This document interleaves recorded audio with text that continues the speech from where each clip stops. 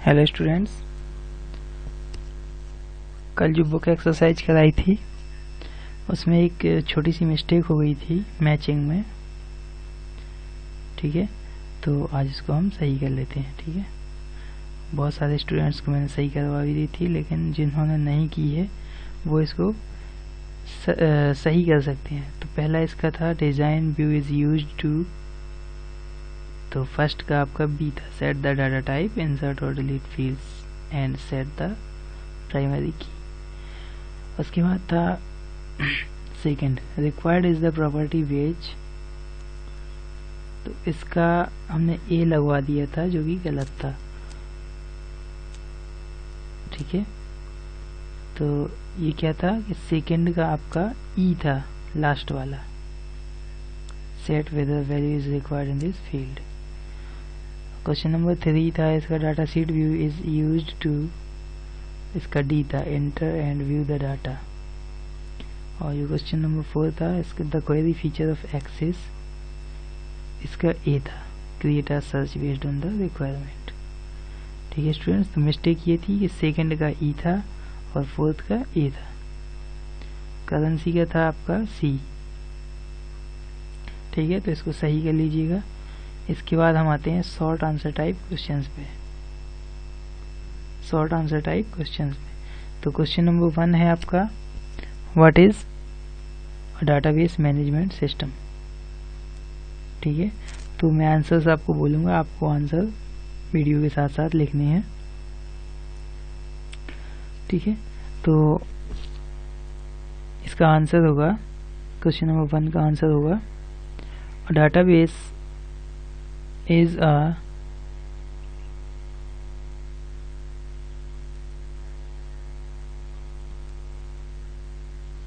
okay 1 minute students, इसमें थोड़ा सा डाउट है। तो स्टूडेंट्स जो आपने लिखा था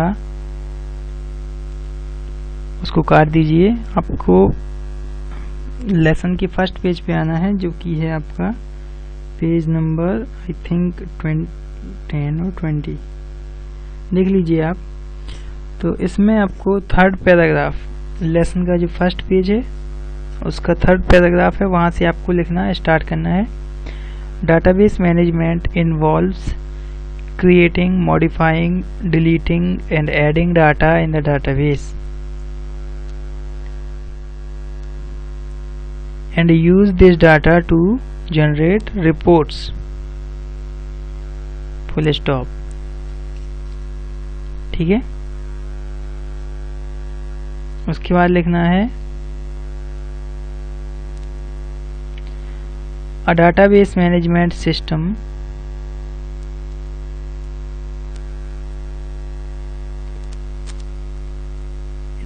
रिपोर्ट्स तक लिखने के बाद लिखना है। ठीक है, A database management system must ensure that the data can be updated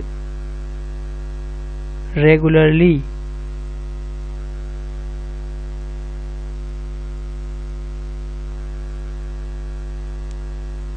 and presented presented in desired formats।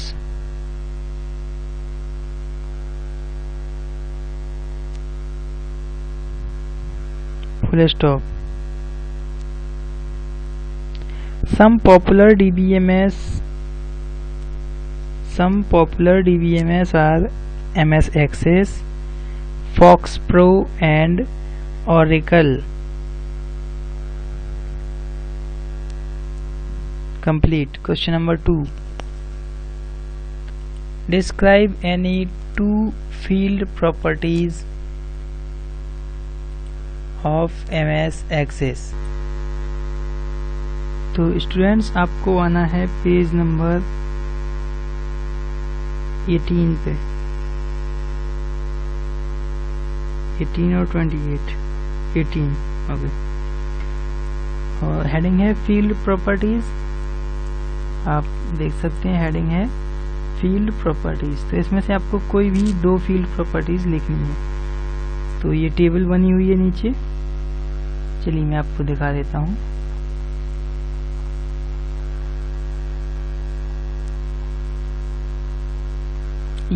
मैं इस टेबल की बात कर रहा हूँ, ठीक है।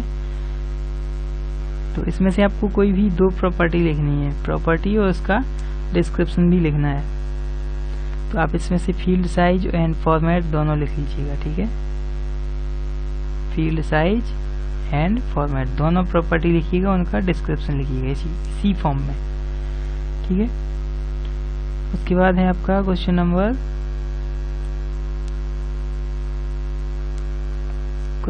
3, name the various objects of database. तो आपको डाटाबेस के कुछ ऑब्जेक्ट्स लिखने हैं। तो इसके लिए आपको पेज नंबर 15 पे आना है। हेडिंग है डाटाबेस ऑब्जेक्ट्स। तो इसके नेम्स बस लिखने हैं आपको। देखिए क्वेश्चन में लिखा है नेम द वेरियस ऑब्जेक्ट्स, तो आप यहाँ से नेम लिख सकते हैं।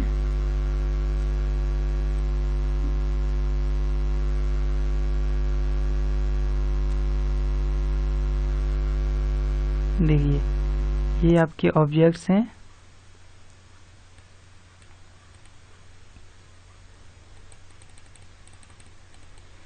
तो इसमें से आपको ऑब्जेक्ट के नेम लिखने हैं। तो ये जो छोटी छोटी हेडिंग्स हैं वो लिखिए, table, queries, forms, list wise लिखना है, ठीक है। Reports, macros, modules, pages, name लिखने हैं बस, ओके। उसके बाद आते हैं हम क्वेश्चन नंबर 4 पे। डिफाइन प्राइमरी की।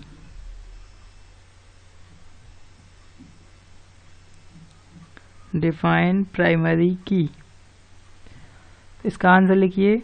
द प्राइमरी की is the unique identifier for each record in a table.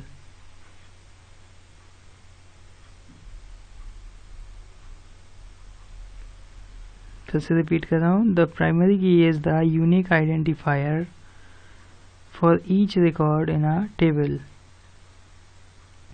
Full stop.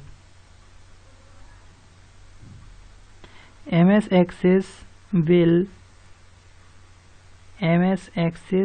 will not allow duplicate entry ENTRY in the primary key field. Primary key field.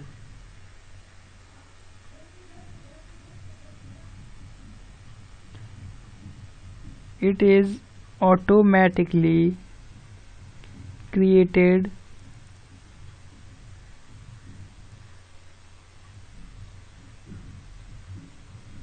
a field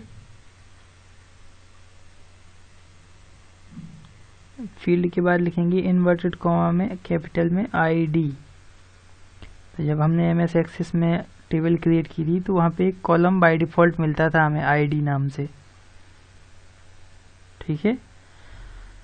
with the ID के बाद ID inverted comma में लिखेंगे, उसके बाद with the auto number data type, full stop, complete.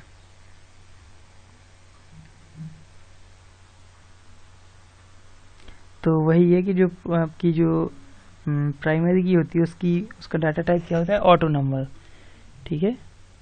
तो students एक question और बचा है। Write the steps to delete a record. Write the steps to delete a record.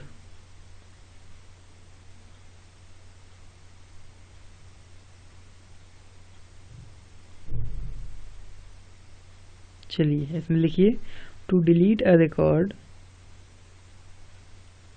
Follow these steps.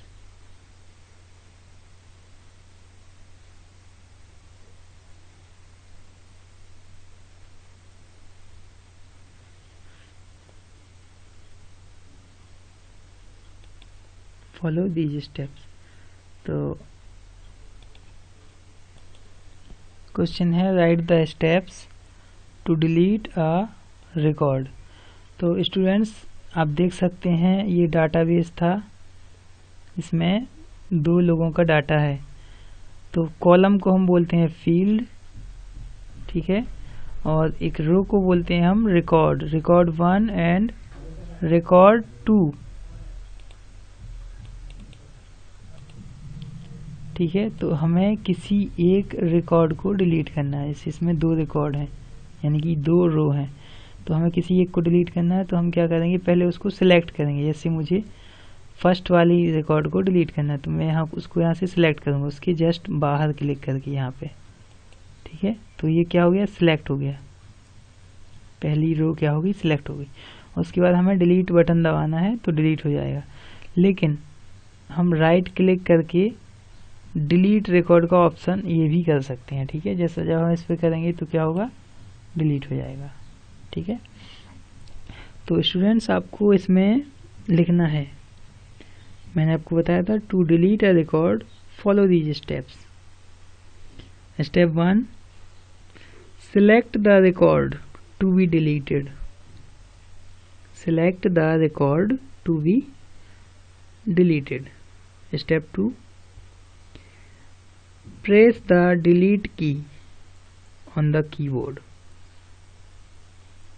Press the delete key on the keyboard. तो students ये तरीका था delete करने का। इसके अलावा मैंने आपको दूसरा भी बताया, राइट क्लिक और डिलीट रो का ऑप्शन भी आ जाता है, ठीक है। तो अगर आपको सब कुछ समझ में आ रहा है तो वीडियो को लाइक कीजिए, चैनल को सब्सक्राइब कीजिए। Thank you, have a nice day.